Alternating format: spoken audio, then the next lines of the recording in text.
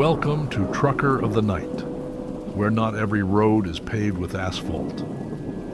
Tonight, we take a detour off the highway, off the grid, and into the hills of Los Angeles. You've heard of the Walk of Fame, the flashing lights, the red carpets. But there's another side to Hollywood, a side made of locked dressing rooms, projection booths that never cool down, and letters carved into the hillside that don't spell what you think. These are stories passed in whispers, buried under layers of concrete, and heard only by those who stay after the credits roll. So buckle up and listen closely. The man behind the lot. I've worked in the film industry for almost 15 years, mostly as a night shift electrician and lighting grip. It's not glamorous, but the pay's decent, and if you keep quiet, no one bothers you. I've worked on everything from sitcoms to low-budget horror flicks. That's the irony. Real horror doesn't come with a script. The first time I noticed something off was during a reshoot on one of the old studio backlots, Stage 12, just off Melrose. Supposedly one of the original lots from the 30s. You've probably seen it 100 times in old black and white movies. Brick facade, fake street lamps, hollow sound when you walk. They say Chaplin walked that floor, but he wasn't the only one. It was a cold Tuesday night. We were behind schedule and the director was in a mood, so they pushed the crew late. Around 3 a.m., most of the union guys were asleep in their trucks or passed out near catering. I was the only one still up, rewiring some rigging above the fake diner set. I felt something before I heard it, that weird tingle like static in your spine. And then I caught movement, not in front of me, but in the mirror behind the bar set. There was a man standing outside the set window, pale suit, dark eyes. He wasn't watching the actors. He was staring directly at the mirror, at me, but when I turned around, nothing. Thought I was just fried. Long week, little sleep, too much monster. But I kept seeing him. Not often, just in glimpses. Sometimes behind the bleachers on stage 14. Sometimes in the reflection of the metal lighting boxes. Always the same stare, unblinking, quiet, like he knew something I didn't. The real moment, the one that made me question everything, happened 2 weeks later. We were on stage 9, same studio, working on a period piece. The AD had the bright idea to use original sound equipment to match the vintage energy. So they brought out this ancient mic from storage. Looked like a museum piece. Big chrome head, heavy bass, felt-covered wire. No one could get it to work. Until 3:17 a.m., I swear to God, no one touched it. We were off set, just me and one sound guy. And that old mic, it clicked on, and we heard breathing, slow, rhythmic. And then a voice, faint, like it was underwater. I'm still here. We froze. It wasn't a recording. The feed was clean. No static, no signal interference, just breathing. And that voice, old, wet, like the lungs had never fully dried. The sound guy, Luis, turned pale. He backed away from the mic and muttered something in Spanish I didn't catch. Then the voice spoke again. Don't move the lights. We hadn't told anyone, but earlier that night, we'd repositioned 2 lighting rigs, just to save time for the morning crew. It wasn't in the notes. It wasn't in the schedule. No one should have known that. Luis quit that night. Walked straight out the gate, left all his gear behind. Didn't even wait for his paycheck. I stayed. I wish I hadn't. 2 nights later, they reassigned me to a sound stage no one liked working. Stage 3B, the one with the false basement. Supposedly used in the 40s for sound isolation tests. Truth is, it's a maze. Half stairs, sealed doors, vents that carry voices from the other side of the lot. I went down there alone with a key they handed me. Said we had to prep some cables for an upcoming horror shoot. The door groaned shut behind me like it hadn't been opened in years. The lower level felt colder than it should have. No AC down there, no vents, just raw concrete, metal, and the smell of time. The weirdest part? My boots echoed twice, once from me and once from something else. I stopped at the bottom of the stairs. There was a camera sitting in the dark, an old one, film, pointed straight at me. It clicked, just once, and then behind me, clear as day, I heard a voice I hadn't heard in years. "You shouldn't have come back." It was my brother's voice, only he's been dead since 2014. Car crash on the 405. Never made it past the overpass. When I turned, there was no one there. But the red standby light on the camera, still blinking, still recording. And now, when I check that soundstage's security feed, whenever I dare to, there's a man standing in the background, pale suit, dark eyes, and every time someone new enters stage 3B, he gets a little closer. I stopped asking questions after that night in stage 3B, but the lot didn't stop answering. I started noticing small things, quiet things, like shadows in the wrong direction, people wearing outdated crew passes, a laugh coming from a soundproof booth with the lights off. And every time I passed the mirrored wall in the prop room, I saw him again. Same pale suit, same eyes. Only now he wasn't just watching, he was smiling. One night, after wrap, I stayed behind. Everyone else had cleared out. I took a flashlight and walked the lot. Not for answers, not anymore. I just wanted to see if he'd come out. And he did.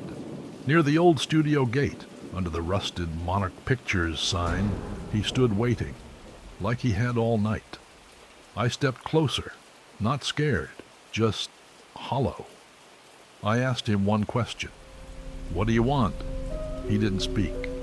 He just raised one hand and pointed to my ID badge. I looked down. It wasn't mine. It had my name, sure. But the date? 1947. My breath caught. I looked up again. He was gone, but in his place was an old director's chair, cracked leather, faded initials carved into the back. GM, my grandfather's name. He died on this lot. Heart attack, or that's what they said. I don't work night shoots anymore, but sometimes when I pass stage 12 or 3B on my way out, I catch movement in the glass, reflections I didn't make, and I swear. Every time I blink, they get closer to the light. I transferred off the lot 3 months later. Took a smaller job with a streaming production on location. No sound stages, no mirrors, no old floors humming under your boots. But even now, in the middle of nowhere, sometimes the shadows still flicker, the way they did back there. Sometimes I wake up at 3:17 a.m. and my trailer clock is frozen. And once, just once, I found a call sheet slid under my door. Vintage paper, typed with a real typewriter. No crew listed, just one line. Scene 1, return to stage 12. I burned it. I moved again. I told myself I imagined all of it. But a week ago, a young grip messaged me on Instagram. Said he'd heard I used to work the Hollywood lots. Asked me something strange. "Did you ever meet the man in the suit?" I haven't answered. Because some names, you don't say twice. The Handprint under glass. I worked nights at the Chinese theater for a little over a year. Security, mostly. Watching tourists take selfies during the day and chasing off street kids and fake Elvises after midnight. If you've ever been there, you know the stars are just part of it. The real magic, the real weight, is in the courtyard. Those slabs of cement with the handprints and signatures, they go back nearly 100 years. There's a weird reverence to them. Even the drunkest tourist never steps on Chaplin, and that's why this next part still messes with me. It was a Tuesday just after 2 a.m. I was alone, making rounds, light drizzle outside, steam rising off the sidewalk. I did my usual pass along the courtyard, flashlight sweeping across the slabs. That's when I saw it. A fresh handprint, still wet, still sinking. No name, no ceremony. Just a single hand, pressed deep into concrete that should have been cured decades ago. I blinked, shined my light again. The print was gone. Just flat, dry concrete where it had been. But when I turned around to log the report, I saw something else on the glass wall of the box office. A smear, like a palm dragging down the inside of the window, and on the counter behind the glass, an old yellowed ticket stub. I unlocked the door and stepped inside. The air was wrong, stale and warm, like a room that hadn't been opened in years. The stub was dated October 5th, 1940. Matinee showing of The Great Dictator only. We'd done renovations in that office last summer. That glass was brand new.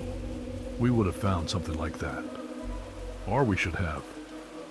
The next night I asked Jerry, the guy who trained me, if weird stuff ever happened on his shifts. He didn't look surprised. He just said, if you ever hear tapping on the glass, don't tap back. That's how they get in. I laughed it off. Until a week later, I heard it. 2 taps. Then 1. Then 2. Again, right against the ticket window. Same rhythm. Like someone knocking with bone instead of knuckle. I didn't tap back, but sometimes when I walk past the theater on my day off, I swear there's another slab in the courtyard now. No name, no date, just a handprint. And every time I look at it, it's deeper, like whoever left it is still pressing down from the other side. I quit the job 2 months later. Didn't give a reason, just handed in the badge, nodded at the night manager, and walked out without looking back at the courtyard. But I couldn't stop thinking about it. The slab, the stub, the tapping. There's a superstition among old theater workers, stagehands, ushers, even projectionists. They say the Chinese theater doesn't have one ghost. It has thousands, because people don't just go there to watch movies, they go there to leave something behind. I didn't believe any of that, until 3 weeks after I left the job, when I found a photo tucked into my apartment door, an old Polaroid. It showed me standing inside the courtyard, middle of the night, staring down at a slab. Only I hadn't been back, not once. And in the background, half lit, barely visible, was a man in a black suit, watching from inside the glass box office. Right where I'd seen the hand smear, I showed it to a friend who still worked there. He said the slab in the photo didn't exist.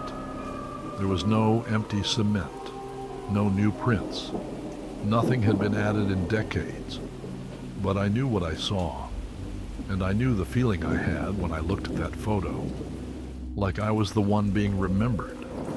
Last week, I walked by the theater again. I didn't go in, didn't speak to anyone, just stood across the street and watched the crowd pass by. But in the corner of the box office glass, there was a new smear, fresh, slowly dragging down the window like something inside was still trying to get out. I don't know what happens if you tap back. I never did. But someone will eventually, and when they do, that new slab will finally get a name. The Projector Room. When I was 22, I worked as a projectionist at the Chinese Theater. This was back in 2011, when they still used a mix of digital and 35mm. I was new, low level, and worked the graveyard slots. The weird indie films no one went to, the festival throwaways, the second week horror screenings with 5 people in the crowd, I didn't mind. Up there, above it all, in the dark, you feel invisible. Until something looks back, the booth is nothing like people imagine. It's cramped, smells like burnt dust and oil. You have to climb a steep iron staircase behind the screen, past electrical panels and blackout curtains. And once you're inside, it's quiet. So quiet that your thoughts stop pretending to be yours. The first time it happened was during a midnight screening of The Cabinet of Dr. Caligari, some classic horror retrospective.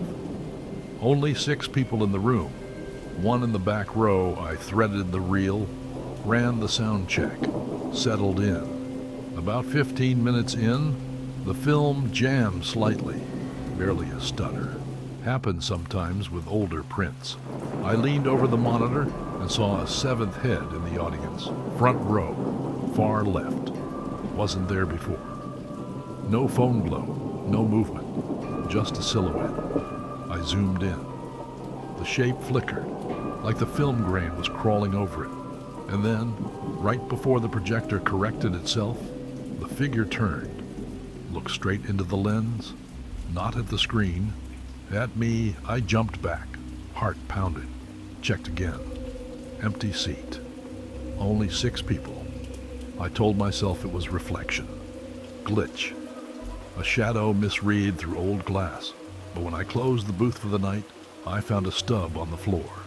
Old style. Perforated edges. The timestamp. June 24th, 1931. I brought the ticket stub home. Why, I don't know. Curiosity, maybe. Or that strange guilt you feel when something finds you, and you don't understand why. It was worn and dry, like old paper left in sun, but the ink was still perfect. The Chinese, 9:45 p.m., June 24, 1931. I looked it up. That was the night they screened Frankenstein for the first time, after hours. Only industry folks and studio guests. No public access. And every record I found said that reel was lost during the second act, burned in a booth fire 2 months later, but there was no fire in the logs, just a name. Ray Caldwell, projectionist, disappeared. I brought the stub back the next day, left it on the tech manager's desk, and said nothing. That night, I ran a new print of Nosferatu. I was still thinking about that shadow, about the way it looked at me through the lens.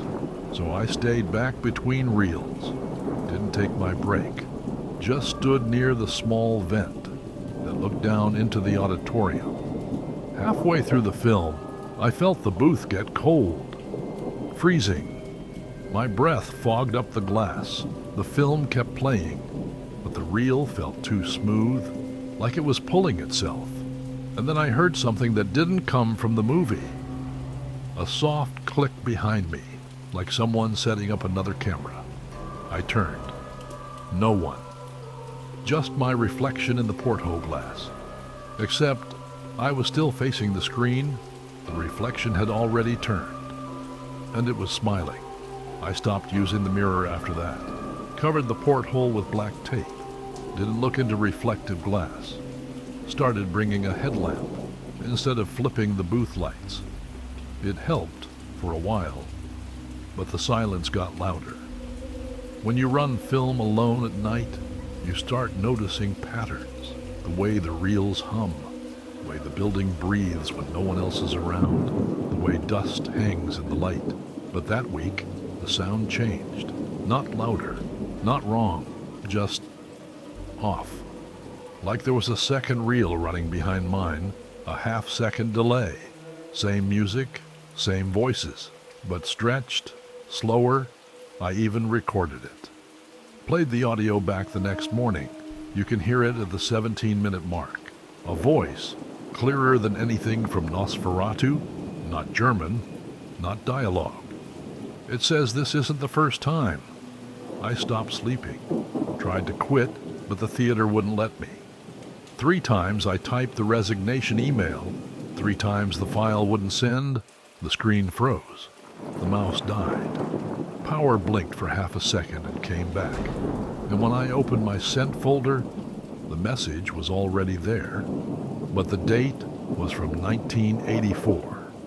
The booth started smelling like something damp, like old leather and vinegar.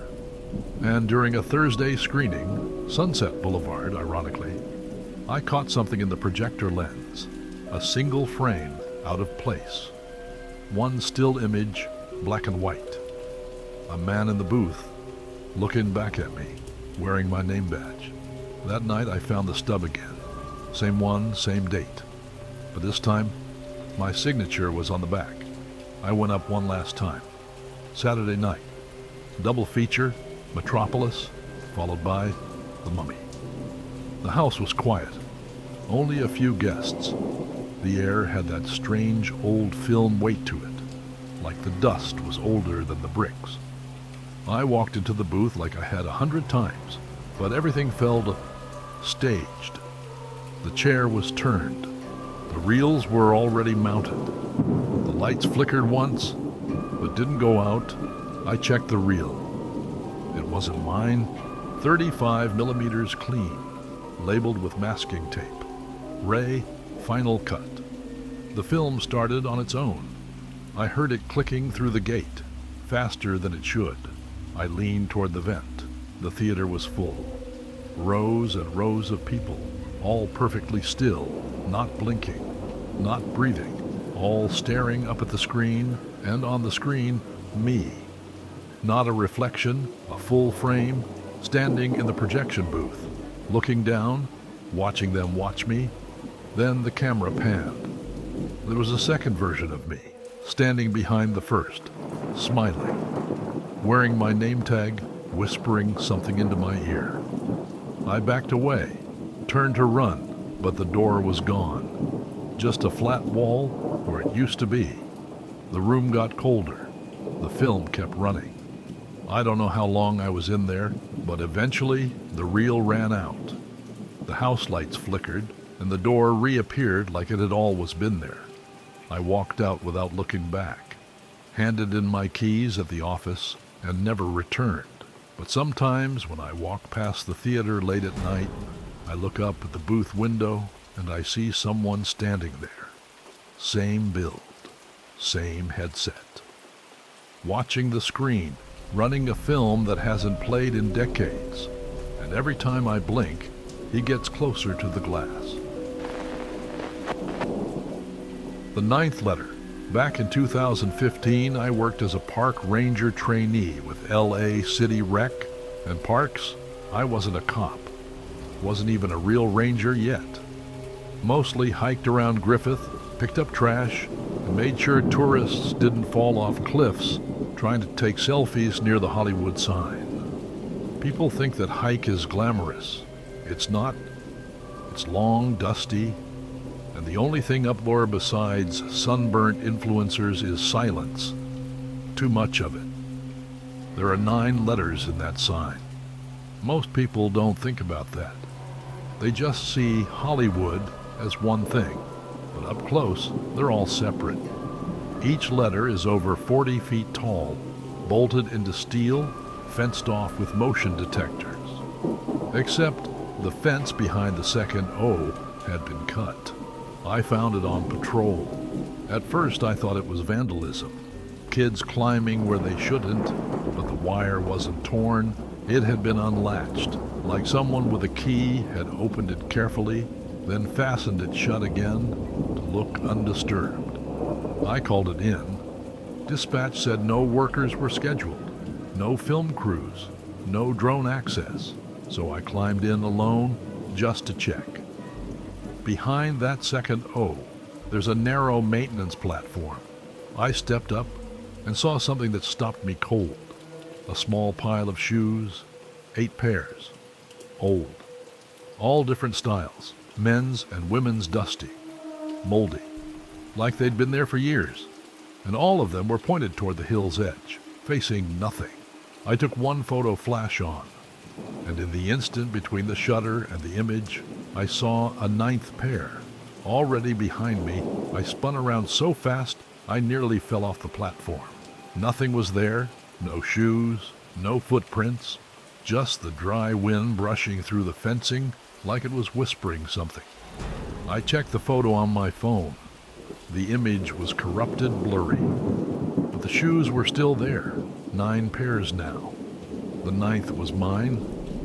That night I couldn't sleep. Kept dreaming of the O turning slowly toward me. Not the whole sign, just that one letter, like it had come loose and was trying to face me. The next day I got assigned to desk duty. Someone had reported unauthorized entry on my patrol log, even though I was the one who called it in. When I asked my supervisor, he avoided eye contact. Just stay off the hill for a while, he said, especially the sign. 2 nights later, I broke the rule. Had to go back. Something was pulling me, not like curiosity, not even fear. It felt like recognition, like something I'd forgotten was waiting for me. I hiked up after 1 a.m. No traffic, no patrol, just me and the wind and the ridge.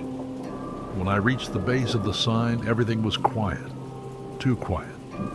No insects, no city hum, just nothing. I walked to the O again. The fence was open, waiting. This time I didn't bring a light. I stepped onto the platform, careful not to breathe too loud. The shoes were gone, all of them, but in their place, scattered across the wood, were old photo negatives like film strips. Each one showed a different person, walking into fog.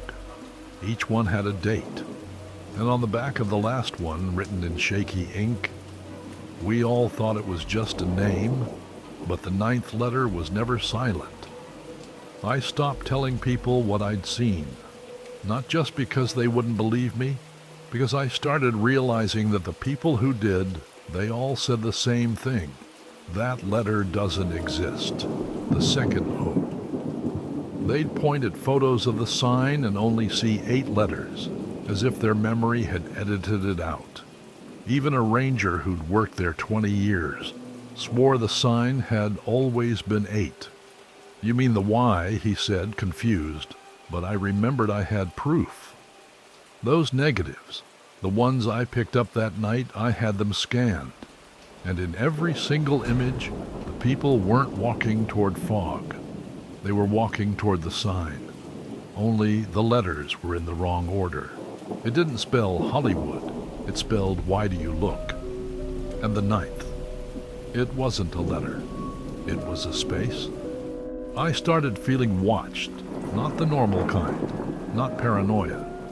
This was different, like the letters themselves were aware of me now. One night I came home, and there was dust on my porch. Not dirt, not footprints. Just 9 perfect outlines of where shoes had stood. I stopped going to work, didn't leave the house, didn't sleep. I watched the sign from my window with binoculars, day and night, tracking every shadow, every bird, every flicker of light. And then I saw it, a figure standing inside the second O, perfectly still, all black, too tall to be normal, shoulders like an antenna tower, and no face. Just the curve of the letter, hiding whatever was looking back. I waited until the next full moon. Something about that night felt inevitable, like it wasn't just a date, but a command I hiked up alone. No flashlight, no gear, just the scanned photo negatives folded in my back pocket like a map. Every step toward the sign felt heavier, not like dread, more like gravity had changed. The wind was silent. The trail was different. It didn't curve. It led straight up, as if the hill had reshaped itself for me. When I reached the base of the letters, the city was gone. No skyline, no lights, just blackness behind me, like I'd walked off the edge of the world. The sign rose ahead, glowing pale under the moon. All 9 letters. This time, I didn't stop at the O. I walked past it, right to the base of the final letter, the space. The one no one sees. It wasn't a letter. It was a door. No handle, just a crack wide enough to slip through sideways. I didn't think. Didn't breathe. Just moved. The inside was narrow, like a hallway made of tin and fog. The walls pulsed, softly, like lungs. And down the corridor, standing at the very end, was me, older, weathered, mouth stitched shut, holding a pair of shoes. My shoes. He didn't speak, but I heard it. The voice from somewhere behind the wall, somewhere deep beneath the hill. We don't come here to be seen, we come here to disappear. I woke up on the trail face down.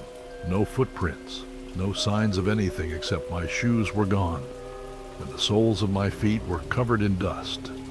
I haven't returned since, but some nights, when I look out my window across the basin, I see all 9 letters, still glowing, still silent. And if I stare too long at that second, oh, it blinks. Thanks for riding with us on Trucker of the Night. Out here, we don't just follow highways, we follow what's hidden beneath them. In Hollywood, some stories chase the spotlight, but others hide in the shadows and wait to be found. If you want more episodes like this, creepypastas set in real places, leave a comment below. And next time you pass through Hollywood, remember, some letters are missing for a reason. Stay safe out there.